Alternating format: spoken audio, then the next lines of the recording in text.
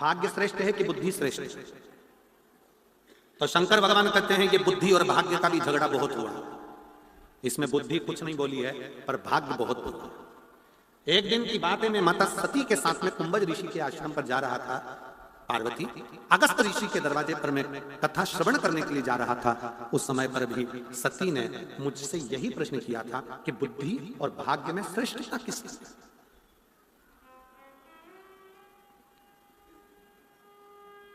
इसमें श्रेष्ठ कौन है? इसमें श्रेष्ठता किसकी है? सती को मैंने जो कहा, शिव जी करें, मैंने जो सती को कहा आज मैं वही पार्वती तुमसे कहता। एक बार का प्रसंग है, बुद्धि के सामने भाग्य ने अपना बखान करना प्रारंभ करा कि मैं श्रेष्ठ हूं, मैं रंक को राजा बना सकता हूं और राजा को रंक बना सकता हूं। कौन बोला? जम के बोलो जरा। भाग्य ने कहा कि मैं रंक को राजा बना दूं और राजा को रंक बना दूं, मैं भाग्य हूं। बुद्धि सुनती रही। शिव जी करें, पार्वती मैंने सती को यह प्रसंग सुनाया था कुंभज ऋषि के आश्रम में जाते से। बुद्धि सुनती रही। फिर भाग्य ने कहा मैं व्यक्ति को करोड़पति बना सकता हूं और व्यक्ति को रोड़पति बना सकता हूं। बुद्धि सुनती रही। अब बुद्धि का भी दिमाग ठनका और बुद्धि ने भाग्य से कहा तुम बना सकते हो? हाँ। एक खेत में एक किसान काम कर रहा था। बुद्धि ने कहा तुम इसको राजा बना दो तो मैं मान लूंगा। भाग्य हो ना तुम भाग्य हो ना, तुम इसको राजा बना दो। खेत में काम करने वाले किसान को अगर तुम राजा बना दोगे, तुम बुद्धि कहती है मैं तुम्हारी दासी बन जाऊंगी, बनाओ इसको राजा। भाग्य ने हंसते हुए कहा क्या बुद्धि, इतना छोटा सा काम दिया है मुझे राजा बनाने का? अभी बना देता हूं मैं राजा, अभी। और भाग्य ने अपनी लीला रचना प्रारंभ करी। भाग्य ने देखा कि किसान ने गेहूं की फसल लगाई थी, किसान ने गेहूं की फसल लगाई थी और भाग्य ने उस गेहूं की फसल के दाने की जगह पर उसमें मोती पैदा कर दिया। क्या पैदा करा है? मोती। अब तो देखा जाए तो मोती मोती हो गया। किसान ने एक बाली तोड़कर उसको मल के देखा कि मेरा गेहूं पका कि नहीं पका। मल कर देखा तो उसमें सफेद सफेद कंकर नजर आ रहे थे। किसान की आंख में आंसू भर गए, मैंने तो गेहूं लगाया था, ये पत्थर कहां से हो गया? फिर उसने दूसरा तोड़ा, फिर देखा तो उसमें पत्थर ही पत्थर सफेद नजर आ रहे थे।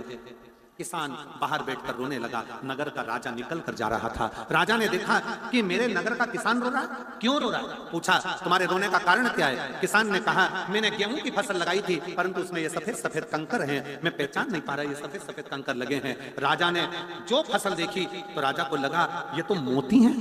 मोती? और इतने कीमती मोती? ये मोती और इतने कीमती? राजा ने विचार कर लिया, मैं इससे कहता हूं कि ये फसल मेरे राजघराने में ला कर दे, मैं अपनी लड़की का विवाह इसके साथ कर दूंगा। भाग्य ठहाका लगाकर बुद्धि से कहता ये देख, मैं राजा बनाकर मानूंगा।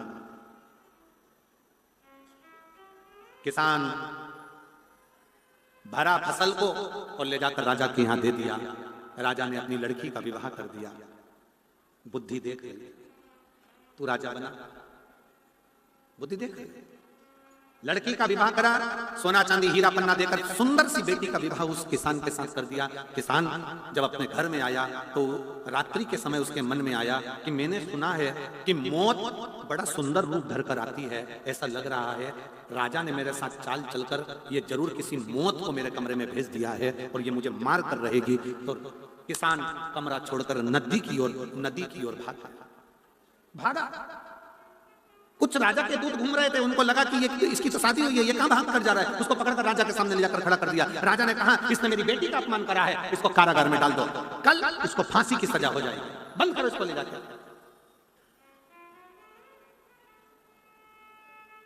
बुद्धि ने कहा भाग्य देवता क्या हुआ, राजा बन गया? भाग्य देव हाथ जोड़कर बोले मेरी गोटी उल्टी बैठ गई, ये राजा नहीं बना। तुमसे हाथ जोड़कर निवेदन है इसको छुड़ा दो, भले ये राजा बने चाहे नहीं बने। बुद्धि ने कहा तुमने हार मान ली भाग्य? भाग्य कहता है कि मैं हार मानता हूं। बुद्धि ने अपना रीत अपनाई।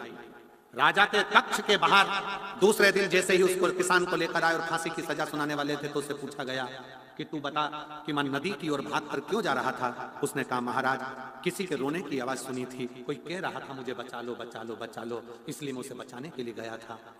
राजा ने मन में सोचा, मेरा जमाई कितना विद्वान है, दूसरे के दर्द को देखकर दुखी हो गया, आज से मैं तुझे सिंहासन पर बिठा देता हूं, आज से मैं तुझे सिंहासन पर बिठा देता हूं। भाग्य मुख देखता रहा और बुद्धि ने अपना काम रच दिया। शिव महापुराण की कथा में शंकर भगवान पार्वती से कहते हैं, पार्वती भाग्य की रचना करना अपने हाथ में है, अगर श्रेष्ठ बुद्धि है तो मिट्टी भी सोना हो जाती है, और अगर बुद्धि श्रेष्ठ नहीं तो सोना भी राख हो जाता है। श्रेष्ठ इसी में